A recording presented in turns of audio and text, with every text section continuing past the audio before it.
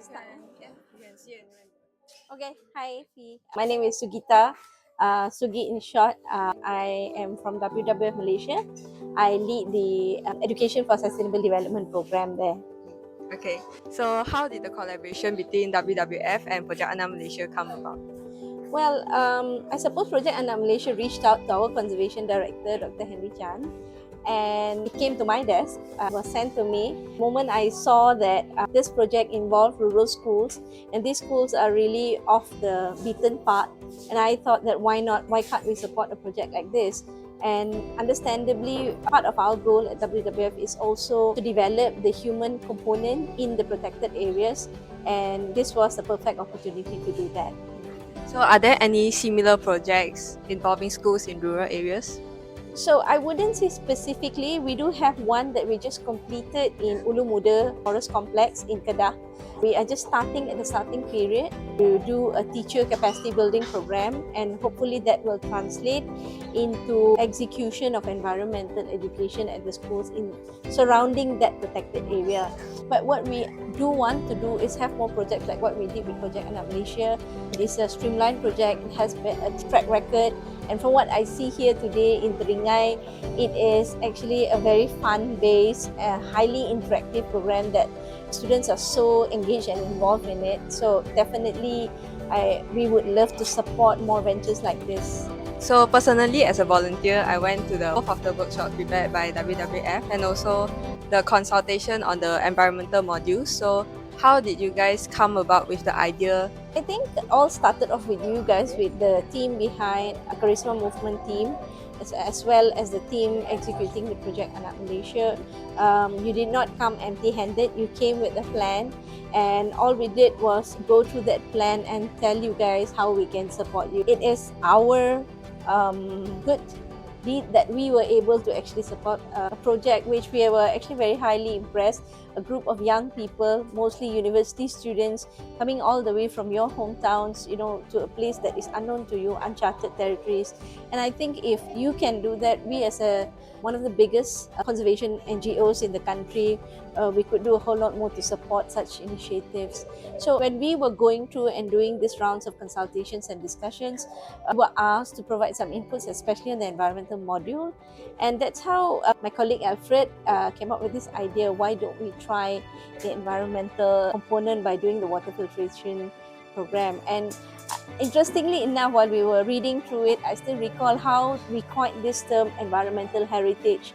I think that is a term we're going to go on and populate and socialize, because this really is our heritage, a heritage that we must protect at all costs. And I think there is a lot of hope, especially if we empower young children to become the planet champions. So, besides that, you guys also went to observe the Cikgu Inspirative program, and this is actually our first year executing the program. So, what do you guys think about our idea and execution? Well, I think it's a great start. I saw a lot of excitement among the teachers playing the Kahoot game. What I also think is that every school is different, one school to another. They have their own sets of strengths as well as the challenges that they face.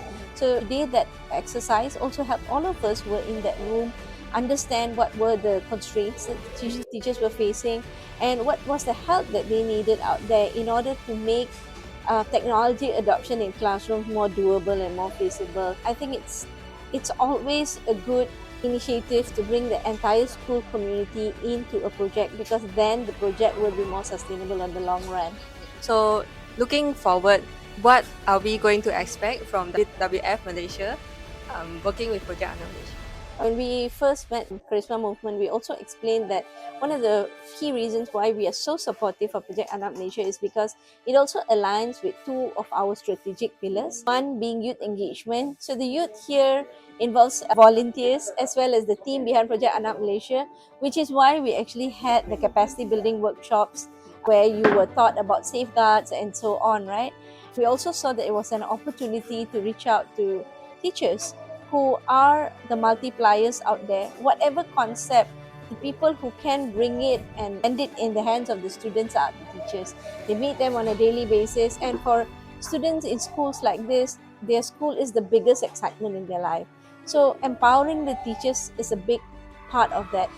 I believe that having that opportunity to empower both the youth who run the program as well as the teachers who support the program was indeed a very great opportunity, very much aligns with what we want to do. And just to share a little bit why we collected the input. So WWF Malaysia has embarked on this journey to use the behavioral-centered design approach, an approach where we use 6 steps to actually design an intervention for conservation or anything at that point. Because what we believe is the only way to save the planet is to invoke enough behavioral change. If people change, then they will support and save the planet. But what we did today was called empathizing and framing. We wanted to hear from the teachers what are the motivations, what are the barriers, what are the behavioral levers that will make them pull that lever and actually execute more environmental education program. And much to our surprise, the teachers here are already doing it. They're collecting used bottles. They've created such an impressive KLCC tower model, and that is a good start. And from what I see, it's not difficult to get the teachers on board to support projects like this. Probably what we need is to have more interactions with the schools, not make it one-off, make them feel that they do have friends out there who are willing to continuously provide them the helping hand to educate their students. How can we as Projek Anak Malaysia step up our environmental education? So I would definitely welcome Projek Anak Malaysia to pick up behavioral-centered design.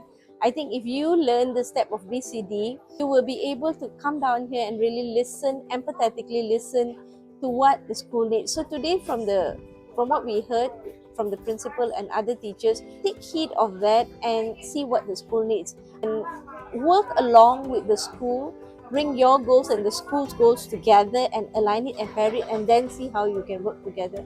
Sometimes we want to do a lot of things that we think is great, but probably that's not what the school wants.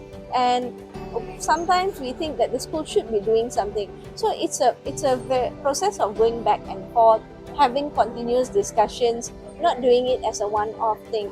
So looking around Teringai, there's so much of nature around here. I think nature appreciation is something that can be done so beautifully here. The students need to know what kind of nature is around them, how this nature is actually supporting them. They can learn about rainwater harvesting, they can learn about solar paneling. And one of those questions I asked the teachers earlier is, I know the larger makeup of the students here are Dusun population as well as Rungus.